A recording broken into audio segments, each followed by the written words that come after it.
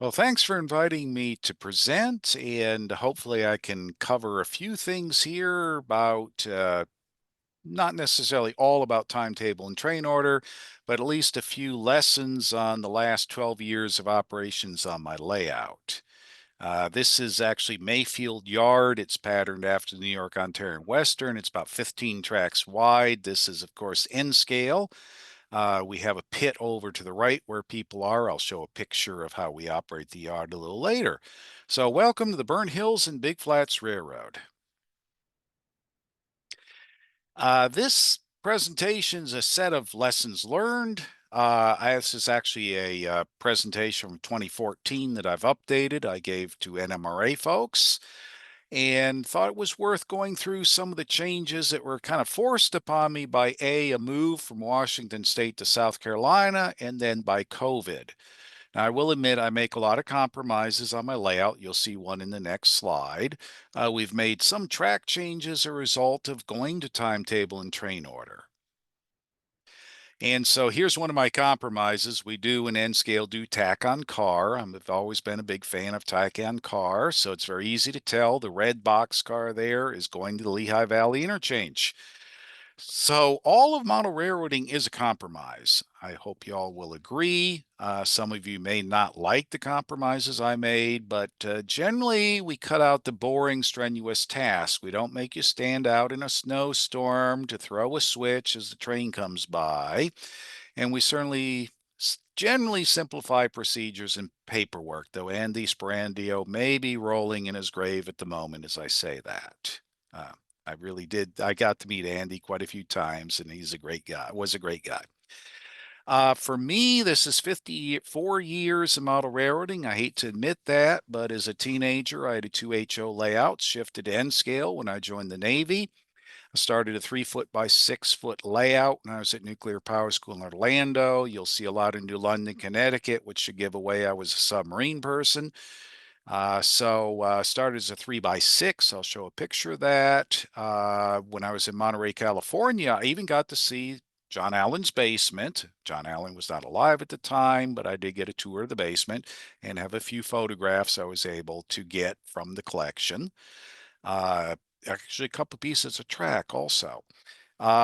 Later went to submarine officer advanced course at New London. So I took the modules I built in Monterey, was able to go to a 10 by 12 layout, went to Charleston, left the Navy, and went to Pasco, Washington, still nuclear though, for the Hanford nuclear weapons site. And my wife wanted a pond in the backyard. So I said, you get a hole in the backyard if I get a hole through the wall to the adjoining bedroom. So added a kind of a small shelf to the next bedroom, which helped quite a bit with the operations. And then I was transferred to the Savannah River nuclear site, and I've supported several sites, including going to Chalk River site. And Blair is online, in fact, and I helped with his model railroad and was up there on business trips. So anyway, right now it's a 20 foot by 30 foot room. 20 by 20 is the main space. You can see to my left the in staging yard, which is on a 1 by 6. And to my right is a coal mining, actually breakers, I should say, branch, northwest branch. Anyway, this is the old 3 foot by 6 foot layout. It served quite well. Was a good starter. No, I did not get to work on stuff when I was on the submarine. Glues and paints were an atmosphere contaminant. So, and certainly it wasn't a lot of time on submarine duty to do much, but got a fair amount of time on shore. And so over the years, whoops, oh boy, I was trying to move that up so I could see it. Uh, the 3 by 6 layout, much like John Allen's railroads, the original 3 by 6 was part of the railroad for a number of years. This is as I moved into Graniteville, South Carolina. And actually, I'm rather pleased to say I managed to move this size layout across country and add in some new sections and had my first operating session within 3 months of moving into the house. So I think that's a pretty good land speed record there. A picture of how Mayfield Yard is operated. Usually have a couple guys in the pit there. To the right operating the main yard, and to the left was the coal yard, which handled southbound traffic. And of course, a lot of documentation on the fascia in terms of schedules and the schematic for the Mayfield yard. I do want to point out that for most of the time I was in Pasco, Washington, I used a magnetic dispatcher panel. That's been suggested by several folks, including Tony Custer, and I made a Excel spreadsheet emulator of it based upon an article that was in the OPSIG dispatcher's office many years ago. I think, improved upon it so you could actually advance the train around the panel. I made a few of these for other people in the group. But we did basically Mother May I, so extra 32 north, or extra 32, which is on the screen there, filled in, did have a clearance. For example, this move from Burn Hills to Sydney. And so we did that over radios. Now, a bit of a culture change occurred when I moved from Washington State to South Carolina in 2009. We ended up with a crew size of about 8 to 12 people, which was much larger than Washington, though I had a larger room. So we did need to create some new jobs. I'll go over some of those. But one problem with doing, and I did build that Excel panel for the new railroad, but with the new crew, oral orders I found were getting forgotten. I would say, okay, train 32, proceed from Mayfield to Starlight and hold there for a meet, and boom, they're going way past Starlight. And it's like, when you question the operator, it was, well, where in the heck is Starlight? So I did put a whole bunch of signs on the backdrop for towns and on the fascia, though the backdrop is better because that gets it up at eye level. But we still had a lot of oral orders were being forgotten. The crews really didn't like using radios.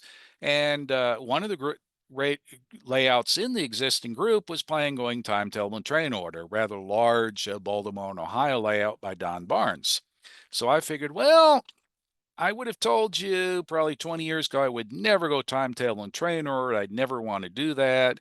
I actually, on Joe Fugates, did track warrants as a dispatcher. So if anything, I was probably leaning towards track warrants. But given another railroad was going timetable and train order, I decided to do that. So this is a picture of a manual train order signal. To try this out, I installed about 7 locations with just a piano wire stick with plastic on it, and a red dot and a green dot on a side, or I could pick that up and take it out to change the signal indication for stop if you had a train order. And we did run all the trains as extras, and I was dictating Form 19s and clearance forms to operators to give to the train crews. Well, that was an interesting experience, but we did actually decide that the manual signals were worth it. So I'll give a shout out to Custom Signals in Custom Signals. They built some red-green train order signals for me based on drawings I had in one of I think Bruce Chubb's book. So actually, they're rather bright, as you can see in that picture, and they're rather proud of how bright they are. Of course, as we know, train order signals, green doesn't necessarily mean go. It just means you don't have an order. But operating every single train as an extra created a lot of work for me as the dispatcher, and it was very hard to get anybody else to dispatch, shall we say. So lots of extras, lots of order writing. So I actually did create a schedule with 12 scheduled trains on it. I'll overview what those are. And I did cheat. I went to pre-printed to cover the run extra from here to there. I'll show you that, and clearance forms. And then if there was a meet or something, you could append that to the Form G, the run extra order, or just write another train order. I mean, I have a ton of blank Form 19s if I can get it off my clipboard. So I have a good supply of blank Form 19s to write if I need to. Also, I did take a a lesson from y'all at the OpSig and went and put yard limits for two of our towns that had a lot of interactions. And I'll explain the need for that. And I got to admit, it's very hard to get operators to read the schedule, even if you give it to them. So usually I make an announcement like, number 88 is about to leave. Look at your schedule, plan out where you're going to meet number 88. In fact, that's one of the first scheduled trains on the next operating session. That'll be Tuesday night. So most of the operators did not find repeating back orders and writing them to be fun. Now, I got to admit, I've been on a few railroads that had operators that were having orders dictated, and that usually was a choke point. We'd have a whole line of train crews waiting for the operator that covers the railroad to write the train orders. So I've simplified things, went to the dispatcher, hands the written orders to the to directly. Well, if I have enough people for operators, which I don't have anymore, basically we have morphed to I just hand it to the train crew. Here's your orders. Uh, in fact, as I said, gives flexibility when there's not enough crew to man all the operators. And we do use intercoms when there's enough people for OSing. Uh, but it frees up a lot of the communication for OS reports. So I have my pre-printed Form Gs. A Form G is the run extra order. So it'll say engine number 4, run extra from Mayfield to Norwich. And those are all pre-printed. I have a big stack of them. Here's the rest for the so-called day. And it's a pretty we're about halfway through the day's sequence. And I also have my pre-printed Form 19s. I won't flash that in front of you. Though on the clearance form alphas I'll show, we put some non-prototypical things in, like what is the DCC? Actually, I've gone to 4-digit. I should have updated that. But what is your DCC designation for your locomotives? Usually most trains are double-headed. What's the point of origin, i.e. Norwich staging track 3, and termination, perhaps Mayfield Coal Yard, which would be prototypical. And what's the call time? And so the operators actually get a small clipboard of about this size. In fact, these are my stack of train orders for the next operating session. I'll show you that. And they get train orders, clearance form A, and train instructions. Now, here's one little modification I made when I put in train order signals. This is a 6-inch wide shelf, but I thought the train order signal looked a little lonely there, so I kind of built a little extension out so I could put a station in there with the operator there. I have hit it a few times, but fortunately it is easily repairable. So this is what a train crew operator gets. In fact, I'll slow down a little here in case there's any comments. But basically on the clipboard, you get a laminated sheet. Okay, that says Delhi Branch South, and it tells you what your sequence is. And that's kind of a permanent laminated thing. And then you get your clearance form A and you get your clearance form 19. You'll notice there's kind of this schedule looking thing. So on your clipboard, you get the full-blown schedule. There's also several posted around the train room. And I got to admit, I stole this from the guys at Dixie Rail in Atlanta. They had in their layouts, a nice vertical format schematic. So this one gives you everything you need to know as you're operating your train. What's the next station you're coming to? Things like that. So it's a nice little, as I say, we use these fairly small clipboards. And because I'm using thumbtacks, I don't have to give you a big stack of car cards. So this is a little more detail on what the train crew gets. This is kind of the ginned up Form A. Again, some non-prototypical stuff that it's DCC 11. At that time, it was 2 digits. You've got the station is Mayfield. The date is always June the 5th, 1970. June the 5th happens my wife's birthday. I'll have to admit her birth year is not 1970, but oh well. Uh, and then it's a nice time of year. I think most of us tend to model late spring, early summer. So June the 5th is a nice date to choose anyway. So to conductor and engineer, extra DH 611 North.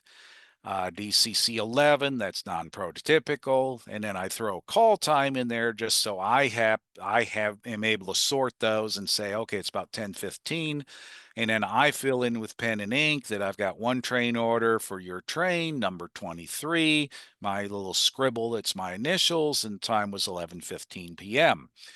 Now here's order 23, the form 19, and I've handwritten in here after arrival of extra 20 south. So the 611 needs to wait at Mayfield until the arrival of extra 20 south, and it's clear to head to Sydney, the other end of the line. So that kind of handles the doing a meet and whatnot. And then this is the standard laminated form about the run through. This is Delaware and Hudson run through, the maximum train lengths, depending on how many engines you have, the obtaining the orders, depart Mayfield, past Carbondale, past Starlight, past Burn Hills, at Sydney, run around train, and you run into the Delaware and Hudson. So a few notes in here on this little sheet. And I will admit, I do the same locos are assigned to the same trains. I found on the internet many years ago an old Lehigh Valley lineup that gave, okay, on this day, these are the engines that are assigned to these trains, came from the central office. So I said, okay, if the Lehigh Valley could do it at that period of time, I'm going to do it also. So on a few occasions, I've got a locomotive I've replaced. I've had to change the orders and that's all handled in a massive Excel spreadsheet file. And I do actually take the time to put little, I'm sure those are massively oversized, but I do put little white pieces of paper glued to my locomotives for the white flags for the extra. Okay, so this is an idea of the the schematic from staging to staging lets folks know where things are. I've actually, during a modification, I'll explain, I've gone to centralized traffic control south of the Mayfield yards because it is rather crowded down there. And it's timetable and train order from the Mayfield classification yard up to Sydney and on up to Norwich, New York staging. And we've got several branches and interchanges and sorts of things there. I do actually run a nickel plate 759 steam train, theoretically from Steamtown, though people tell me Steamtown did not exist, at least in Pennsylvania. It was in Vermont, as I remember, in 1970, but I'm allowed to stretch things a little bit in proto freelancing. So I do have a nice nickel plate 759 steam train that runs out of the Taylor Yard, where Steamtown currently is, up to Burn Hills and back. And I put a Y in on the latest when I moved in for the Delhi branch, which is prototypical. So there's a nice picture of nickel plate 759. I'll have to admit this little HT up there is for the Heidi Tidies, which is on the drumhead behind me. And I actually bought a piece of Hokie stone from Virginia Tech and incorporated it into the scenery. And there actually is a cliffside south of Blacksburg as you go to Roanoke in on Interstate 81 that actually has a whole lot of graffiti for Virginia Tech on it. So this is Pennsylvania, but oh well. So this does kind of tie up the main line a bit, but I do have photos that nickel plate 759 was in Pennsylvania in June 1970, so I'm not too far off. We have some run-throughs. I want to give a shout out for, unfortunately, he died a few years ago, but Ken Nelson taught me how to operate model railroads when I lived in Burn Hills, up the Burn Hills and Big Flats. So he gave me the skinny on NE 84 and 87, which ran starting in 72. So I'm pushing it a little bit too, but it was competing with the Penn Central basically. So I say, okay, that run through came over the Burn Hills Big Flats, which actually the Ontario and Western, what I'm based upon, had a better ruling grade than the Jefferson branch on the Delaware and Hudson. So it's not out of feasibility that the D&H could have decided they'd run over the Ontario and Western, or now the Burn Hills and Big Flats. More about that later in Derico. So I do have a couple run-through trains there, run as scheduled trains. There is the schedule that we have it currently, which had to be modified a bit for a movement of Carbondale to Forest City. I'll explain that. We do have some transfers and transfers and more transfers. A lot of mine runs. I'm assuming that there was still anthracite coal being mined in 1970. Actually, a lot of the comb piles were being mined, so I'm not too far off. And a big thing, which I think is a lesson here, and I'm sorry I flipped that too soon. Okay, let me flip that back. You'll have to edit that out, I guess. I did add yard limits to Big Flats, where there was a bunch of interactions between a local train and through trains. In fact, the local train ran out of Mayfield down to Big Flats. They would terminate at Big Flats, so that means they were no longer a train, but they'd have to fend from the trains coming in from the Lehigh Valley and the Erie Lackawanna at Big Flats, which is actually Cayuga Junction on the O&W. So it made sense to add yard limits. So as the dispatcher, me, I can just go, you guys handle it, not my problem. So there's advantages to yard limits, although it slows things down. Um, so they work it out themselves. No train orders needed to get the trains by each other. They're just running at restricted speed in the yard.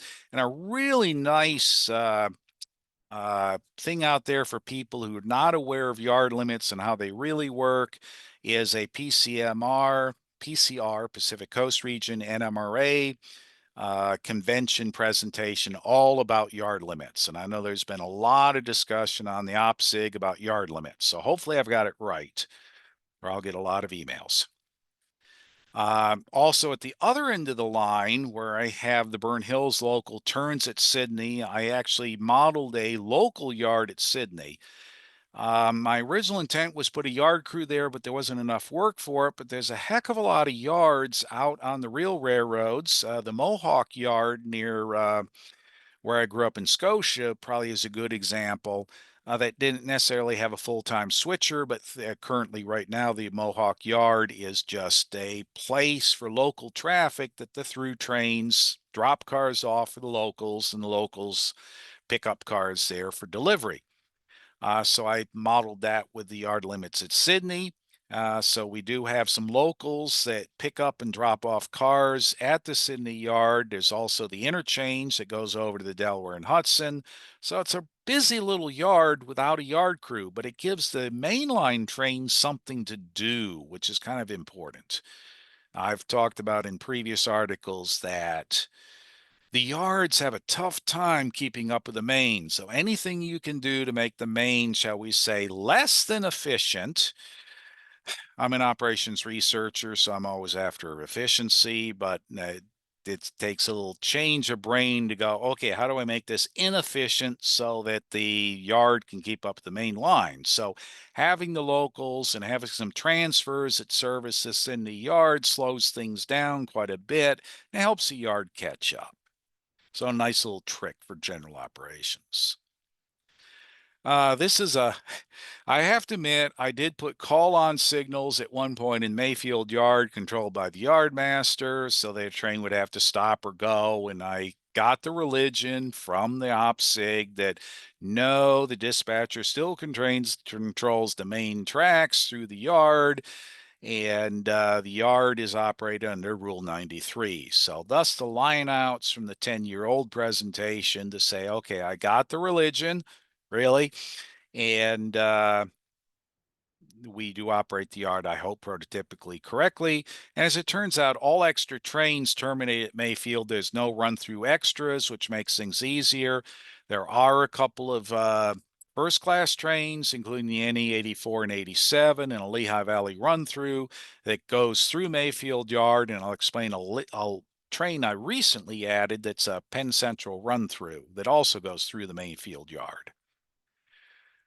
Now, COVID, part of this presentation is saying, well, how did I have to react to COVID? I put up a curtain across the Mayfield yard during COVID so that we had the COVID curtain between people facing each other. We did quite a few operating sessions about 4 months after COVID started, where they finally got comfortable with masks and said, okay, we'll take the risk. But definitely, even now, crew size went from that dozen or more, dropped to about 5 to 7 operators. Now, that actually gives me, the owner, a chance to run a few trains. As I look at my schedule board, you can't see for the next operating session. I actually am signed up for a train or two. And a strange advantage of timetable and train order versus track warrants or some of the more modern methods is this is almost what we call in the military a fire and forget. Since I'm giving a train order for the entire length of the train, saying, well, meet this train here, this train has right over, blah, blah, blah, I only have to write, if I'm planning ahead properly, I only have to write one train order. Now, this is a 7 scale mile long railroad. So yes, especially when the local is doing all the switching in the towns, I've got to do some modifications and actually use the train order signals. But for the most part, the through trains, you can say, okay, you get to leave Norwich and head for Mayfield after this train arrives, and you've got the railroad. So I do find that there's much less time spent as the dispatcher, and we also tend to have less trains on the main, which means they can proceed farther without a lot of interference. And my remaining crew of 5 to 7 is very happy with the smaller crew size. It lets them run the train slower. We're not as big in the hurry. And I have to admit, in 2021, I got put on leave of absence awaiting assignment from my day job, which I recognized was translation as you better retire. And that was not a bad deal.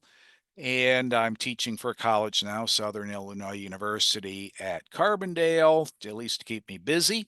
And I actually do have a structured query language course where they do a project based upon an NMRA roster of members. Now, I have scrambled those people, except for me, but it's been an interesting time of getting them to noodle through how the reports came from NMRA headquarters. If any of you have ever been office manager or registrar, you'll know what I mean. Maybe it's gotten better recently. I stopped doing that job about 4 years ago. And we're doing mostly afternoon sessions, which is kind of nice. Now, once I retired, this was a new project. I had a 30-inch wide, 42-inch wide dormer. I didn't know how to handle it. I was going to put a gate across it and said, oh, that's too hard. So I ended up with a double deck, a 3-inch shelf on top and a 6-inch shelf below, I kept the scenery kind of bland on purpose. But a guy gave me a really nice article on the Delaware River Bridge that the New York, Ontario, and Western had at Hancock, New York. I was able to take it to scale. I got to admit, I did not invest the hundreds of dollars in Central Valley girders. I kind of simplified it with Plastruct, but this is a direct to scale model of the Delaware River Bridge the New York, Ontario, and Western had, single tracked. So rather pleased with it. The effect works out well, and I did add in the little coal loader above to add another anthracite loading area. I've got about 7 anthracite loading sites on the whole railroad. I definitely did not follow the John Armstrong handle, only one of everything. So we do have a lot of anthracite breaker switching.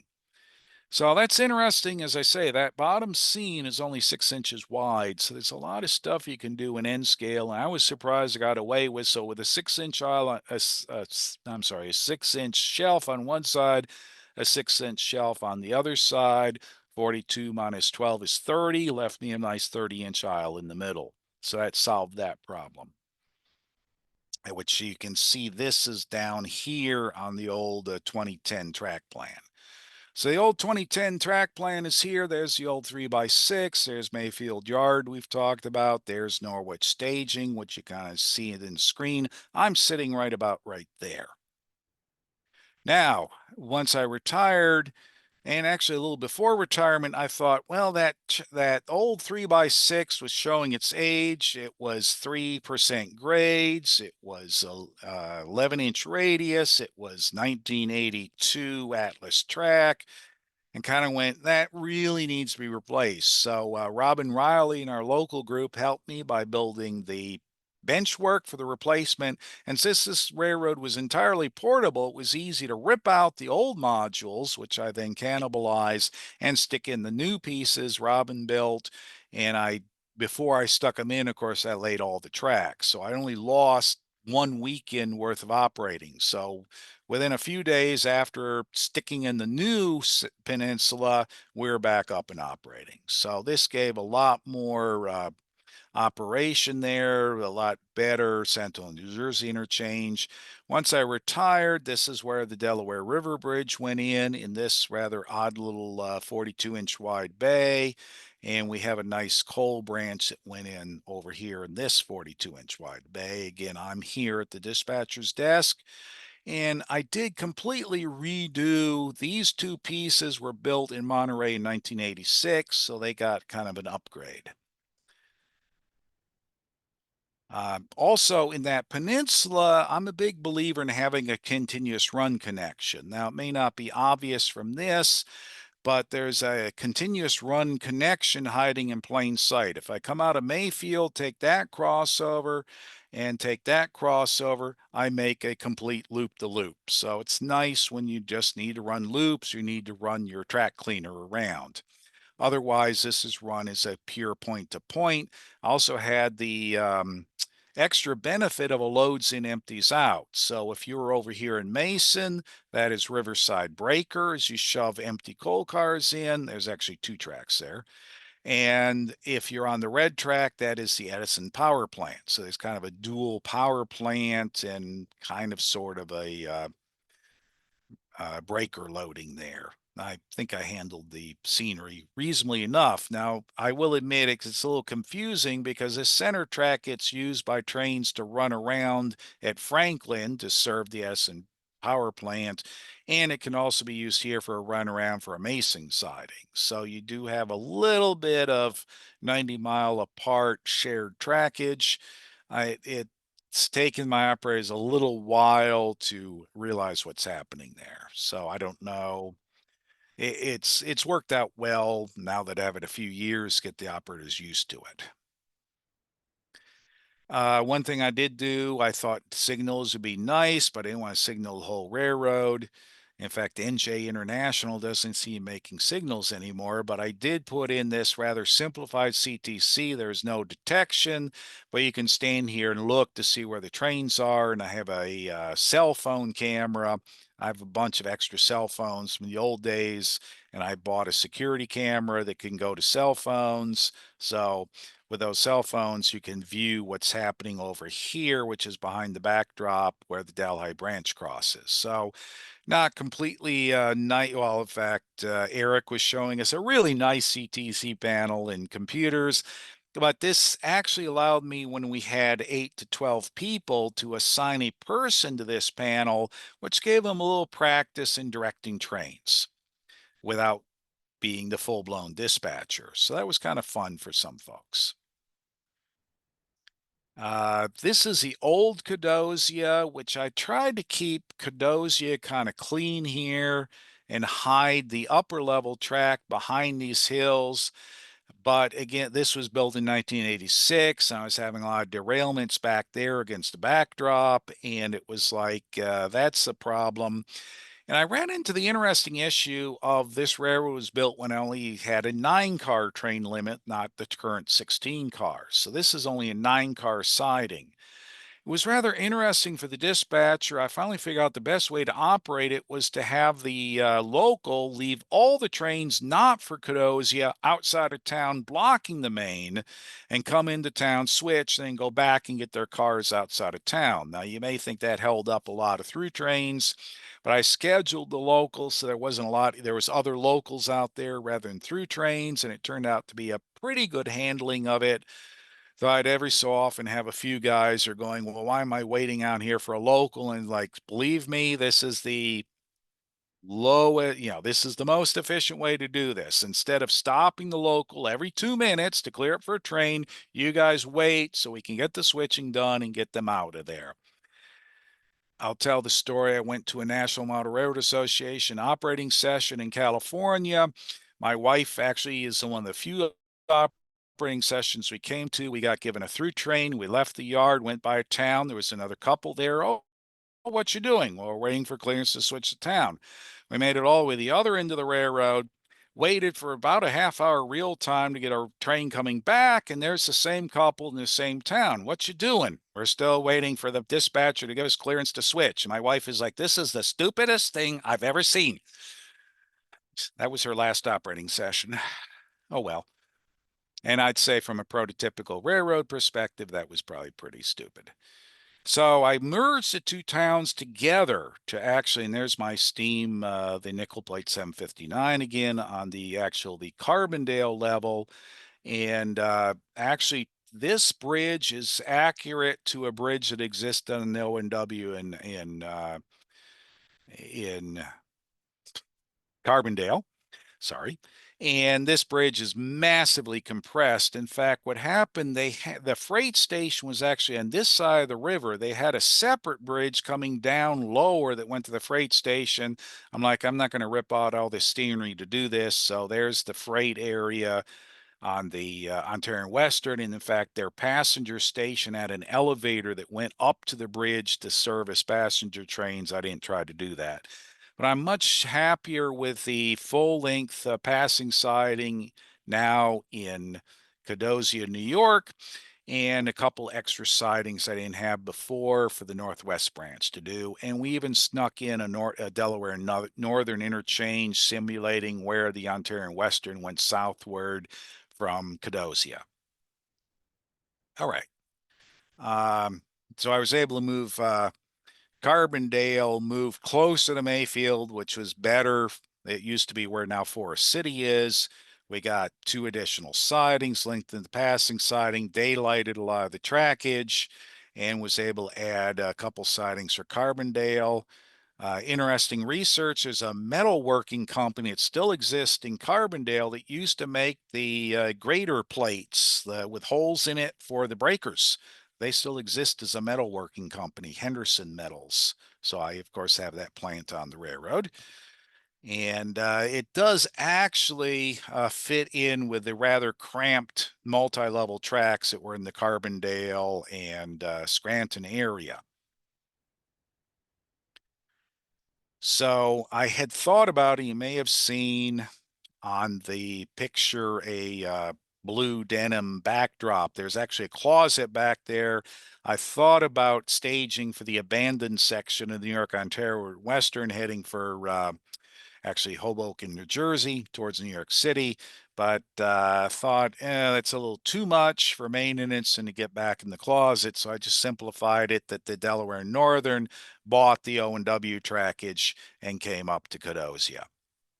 Now that actually makes a dispatcher duty because I used to run only 2 Burn Hills locals that ran the length of the railroad and 2 Northwest branches, but they don't handle the additional traffic yet. So about every 3 or 4 days, I do have to run a 3rd one. So that gives the dispatcher a little bit of work there. And then I got a good deal on a Penzi Artist D15. I'm sorry, I'm a big Alco nut, having grown up near Schenectady, New York. And I remember my father taking to the Alco plant in Schenectady, which is now a hospital. But I have a soft spot for Alcos. So when I got a good deal on an RSD15, I picked it up and I'm like, well, this is really too big for my railroad. It was Penzi, so I didn't repaint it. Meanwhile, a crew guy said, hey, I got this Penn Central Jeep 38 I don't need. You want it? So I came up with, following Tony Custer in his book, at the Belle Isle route, which is real, had a washout, and therefore they were routing their train to Geneva, New York, over the Burn Hills and Big Flats. Hey, it's my railroad. I'll stick to it. But also, it also lets me take, I'm at 400 cars on the railroad. I really probably should be about 380 or 385. And so this is a good sink to put some cars and actually roll some dice for, okay, how many cars do I put on or off this train? Since they don't get their tax, it's just a run through. Coming near the end here, and one thing I stumbled upon, I actually stumbled on Ontario and Western in 1986 when we moved from New London to Monterey. We stopped at Steamtown. My wife did ride the Steamtown trains. She does like riding the railroads. And they had a nice book on there in Ontario and Western. And I remember growing up seeing a rest area sign on Route 17 in the Poconos that talked about something called the New York Ontario and Western. So I grabbed the book and said, well, this really does what I want. I really like the Erie Lackawanna. I really like the Delaware and Hudson, which actually Ken Nelson worked for in the summers. And yes, the Burn Hills and Big Flats is a cutesy name, but my family actually moved from the town when I was 10 years old from Big Flats, New York to Burn Hills, New York. So I picked that as a name. I'll say no worse than gory and defeated. But yes, in 86, discovered the O&W. And then as I was doing some more research, it was like, oh, there's this thing called Derico. Now, Derico was set up for the Norfolk and Western to combat the Penn Central in the 1968s. They offered to most of the Northeast railroads, hey, we'll buy you and operate you as a holding company if you'll join us. Now, they really hoped that Central New Jersey did not join in there, and they did not. But actually, the only people that did was Delaware and Hudson and Erie Lackawanna. So they were actually owned by a holding company called Derico of the Norfolk and Westerns. So that is, I did some research there. The Erie Lackawanna and the D&H locos kind of went on both railroads during that period of time from 68 to 72, which when Hurricane Agnes basically wiped out the Erie Lackawanna, and then came Conrail. So it's a nice period of time where I can run Delaware and Hudson and Erie Lackawanna and get away with it, and I can run my Burn Hills and Big Flats. So I make the point here. How would you like to, and I did this when I was in my 20s, hand letter with dry transfers, Burn Hills and Big Flats on N-scale cars? I'm not in the condition right now to do that. So if I buy something new, it's Delaware and Hudson or Erie Lackawanna. So I have to admit, as locomotives get older, the BH and BFs are going away, and I'm basically more Delaware and Hudson, Erie Lackawanna. But I have some hopper cars that I figured never got repainted for NYOW. So I've got some Ontario and Western hopper cars, and I think the whole thing culturally works pretty well. So if you like early days of Conrail would probably be a good time to model, as much as I hate Conrail.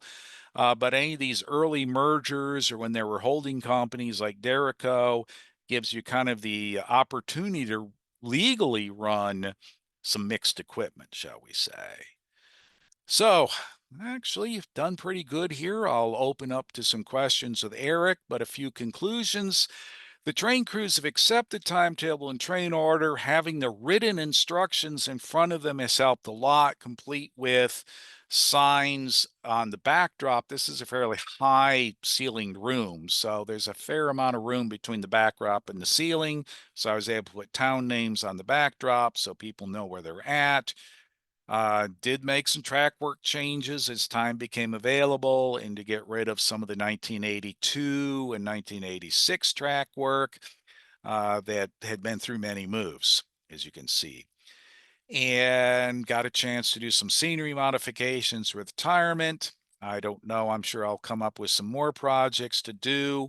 I'm a big believer in building sectional. Now, these are not modules in that they can be interchanged, but as you saw my moving history, they have moved across country 4 times and been successfully set up and taken down. So I've never had to, except when I wanted to. I've scrapped actually 3 modules, 3 sections over the years, the original 3x6 and the original Burn Hills, which was about 18 inches by 4 foot. This did not fit in this room. I basically treated this room as a jigsaw puzzle. Where could I fit the existing pieces? And I'm really pleased with how the joint ownership Derico concept worked out. So I will turn this back over to Eric. and be happy to answer any questions. I do have a website, which is bhbf.weebly.com. Well, thank you so much, Steve. If you want to put your link in the chat, just for people who are Okay, I will do interested. that. If you have a question for Steve, you can unmute yourself and ask. The first question from Tom Ciara. Stephen, just to recap, in a typical ops session, what's the balance between the number of TT trains and TO trains? Well, let's see. Let me answer that by showing you the board for the next operating session.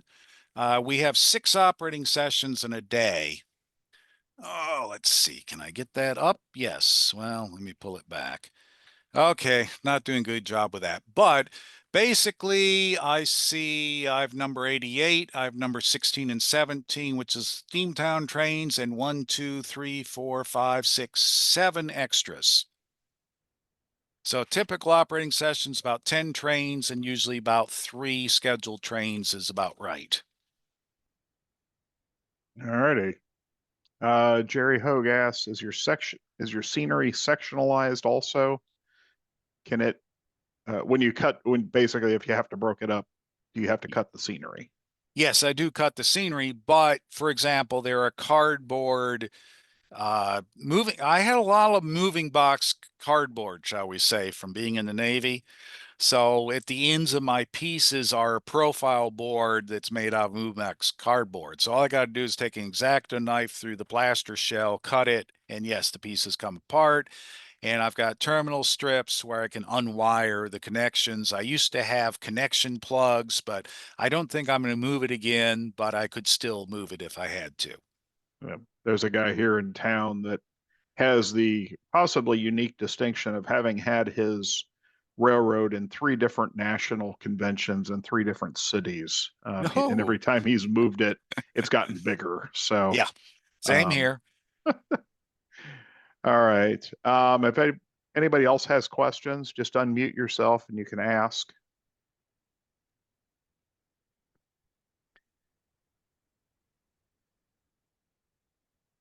If scheduled trains get delayed and start running behind, to issue new train orders? I could, but generally speaking, I just let it go. Because, of course, the extra trains are supposed to hold at whatever town. And with the railroad only 7 scale miles long, it's by the time I could write the orders, the scheduled train will be there anyway. So usually I just go, you get to wait. Now I did have one guy, I always accused him of helicoptering. He's like, well, where's that other train at? And he's at the other end of the railroad. I said, so what helicopter did you take to come that 90 miles to see where that train is? Wait where you're at till it arrives. I can neither confirm nor deny that several times as the dispatcher, I have gotten in my helicopter and flown around to see, okay, where in the world are you people and why are you not listening to me? So, um, Besides, we could always use a break. I mean, I have one guy who's really serious about running, and I have these little 12-inch speed strips that say count, 1 1,000, 2 1,000, 3 1,000. And in 11 inches, actually, it is on the piece of paper. If you go 3 seconds, that is 33 miles an hour, if I remember right. Now, I do have one guy who just crawls the trains along, and I'm very pleased that he does that. He's usually all under right. 25 miles an hour, which is about 5 seconds for 11 inches. Somebody's asking you to repeat the yard limit link.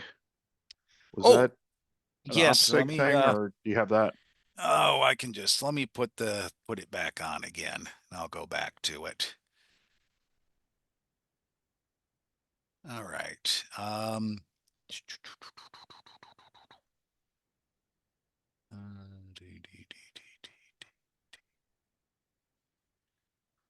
It was a PCR convention.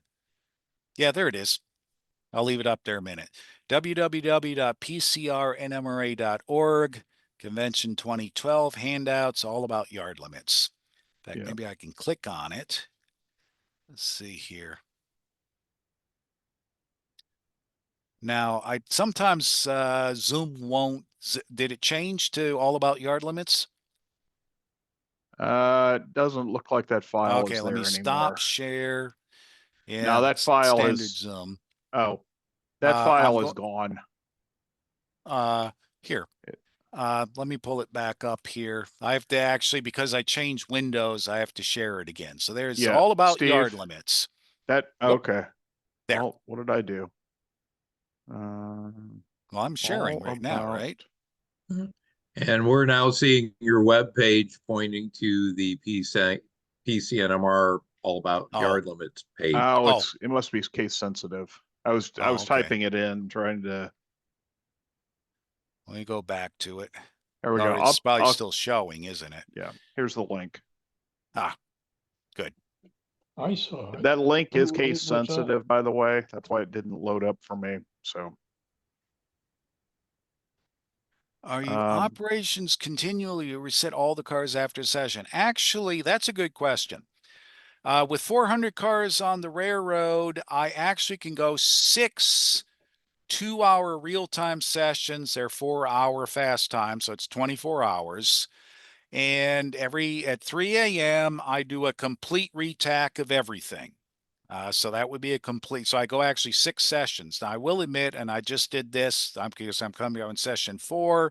At 3 p.m., I do restage all the stage trains, but anything that's online still finishes out the day. So I can actually operate for 6 hours without changing the tax.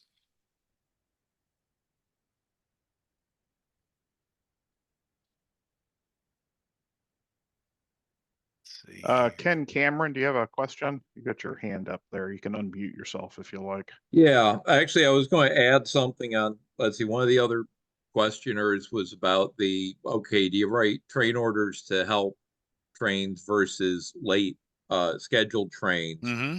And the thing I always like pointing out is dispatching is real time, doesn't matter what speed the clock is.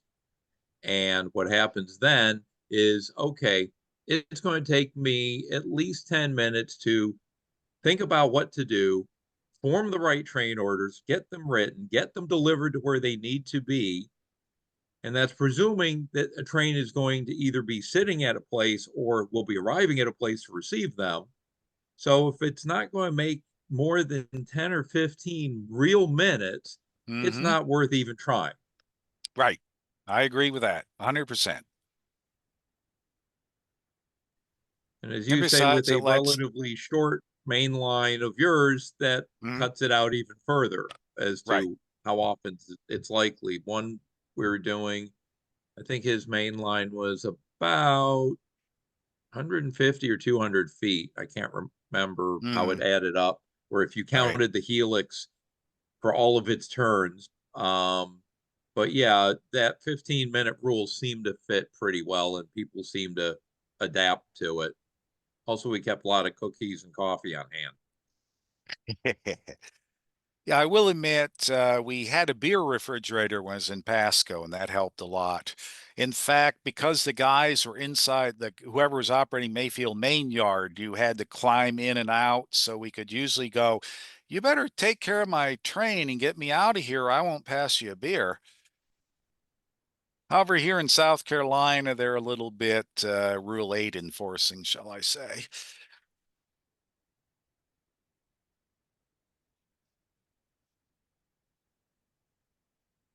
But yes, I actually probably with 7 scale miles, I've got a pretty damn long main line compared to most, and even then, it's hardly worth, yes, 15 real minutes worth of work to try to change a meeting location. By the time you get the orders out, well, hell, it's just overcome by events, as we used to say. All righty. Well, I think we're done with questions at this point. So again, Good. Steve, thanks for presenting. We appreciate it. And I'm going to stop the recording.